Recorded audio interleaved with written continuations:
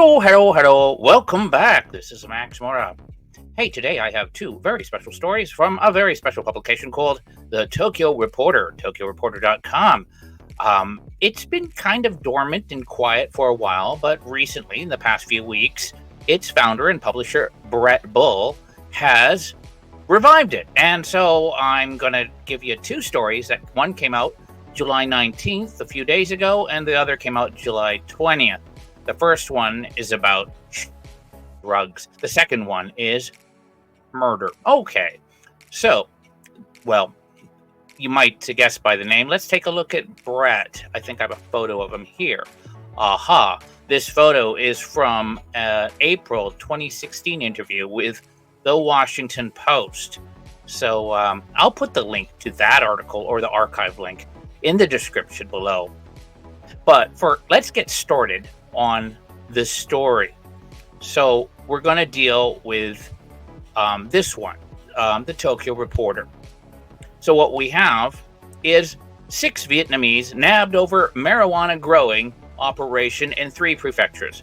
And this was reported July 19th, 2024. So let's get started. Okay, so what do we have here? SAITAMA, which is just outside of Tokyo. As part of an investigation that spanned 1 year, law enforcement has arrested 6 Vietnamese men and women for allegedly cultivating and possessing approximately 2,000 marijuana plants in 3 prefectures. According to police, a 450 square meter one-story warehouse in Koga City, Ibaraki Prefecture, was used by the suspects as one of the largest marijuana growing factories in Japan. The interior was equipped with lights and blowers for cultivation, and the perimeter was surrounded by white boards, perhaps to prevent it from being seen from the outside. After seizing around 1,500 plants in April, Saitama Prefectural Police arrested 6 Vietnamese nationals, including Ding Trung Phong, that's a very musical name, 32, on suspicious of violating the cannabis control law. The suspects are accused of cultivating and processing marijuana for sale at the warehouse. So, the 6 are believed to be part of a marijuana trafficking group. The existence of the ring surfaced when plants were discovered after a fire broke out inside another warehouse in Koga City, Saitama Prefecture, in May of last year, 2023. The course of the investigation led additional discoveries in Noda City, Chiba Prefecture, and the aforementioned location in Koga, which Din had rented out since last September. Thus far, police have seized approximately 2,000 marijuana plants with a street value of 50 million yen. 500 million yen. I think that's about $3.5 million. It's not a lot. The investigation is now turning towards the distribution route of the marijuana plants, as well as clarification of the inner workings of the trafficking group. Okay, so we're going to move on now to the next story. Actually, this one was kind of a mystery case that was solved when 2 bodies were found burnt. And let's take a look at it. Women in custody over alleged murder of parents, further accused of burning their corpses. This was again by Tokyo Reporter staff on July 20th, 2024. Okay, so let's take a look. Tokyo. A woman in custody on suspicion of murdering her parents in April has been further accused of damaging their bodies, police have revealed. The charred bodies of Ryutaro Takarajima, 55, and his wife, 56-year-old Sachiko, were found on a riverbank in the town of Nasu, Tochigi Prefecture, on April 16th. On Thursday, Tokyo and Tochigi police accused Minami Takarajima, the 31-year-old daughter of the victims, of abandoning and destroying their bodies, reports Nippon News Network on July 18th. Police had already arrested Minami, Seiha Sekine, her 32-year-old common-law husband, and 5 others on suspicion of murder. According to previous reports, police believe the group conspired to murder Manami's parents at a residence in Shinagawa Ward, Tokyo, by strangling them on around April 15th and the following morning. Now, there is a picture from the Twitter of Manami Takarajima, the suspect, and the daughter of the victims. Restaurants in Ueno. The victims operated more than 10 restaurants in the Ueno area of Tokyo's Taito Ward. Sekine has managed at least 3 of the businesses on their behalf. That's the common-law husband of the daughter. According to investigative sources, Sekine was the mastermind behind the murders. Ryo Maeda, 36, is the real estate agent who managed the vacant house in Shinagawa, where the crime took place. Hikaru Sasaki, 28, was asked by Sekine to carry out the plan. Ryoken Hirayama, 25, acted as an intermediary and provided the car used in the crime.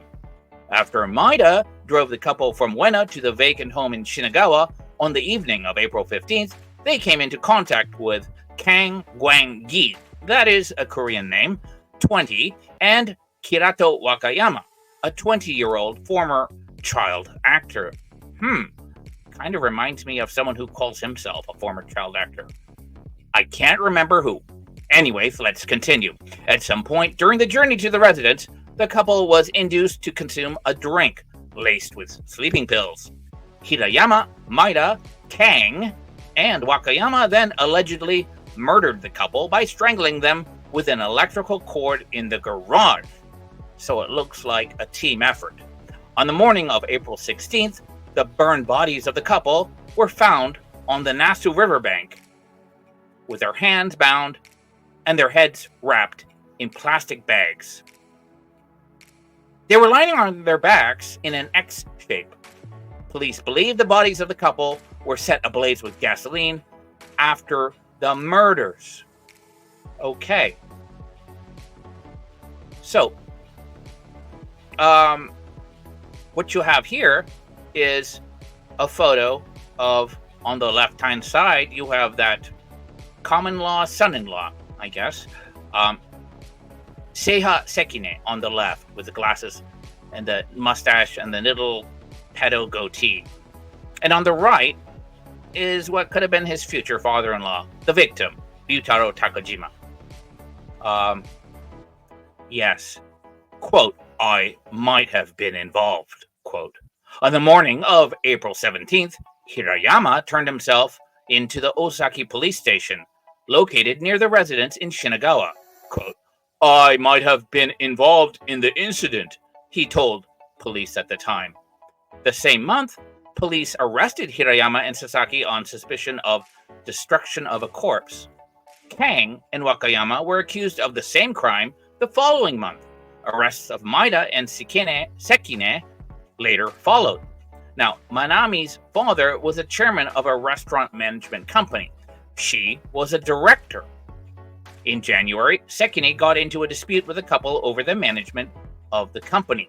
Manami, who sided with Sekine, her common-law husband, in the dispute, resigned from her post that same month. However, she became the chairman in May, 1 month after the deaths of her parents. So, we can see that this was kind of like a takeover, a hostile takeover. Right. On June 27th, police accused Manami of murder after analyzing data on her smartphone that showed exchanges with Sekine. Police believe that she was not acquainted with the 4 who carried out the crime in the garage of the residence. During voluntary questioning, Manami revealed to police that Sekine and her parents had engaged in the dispute. So, there you have it. Well, so we have these two stories from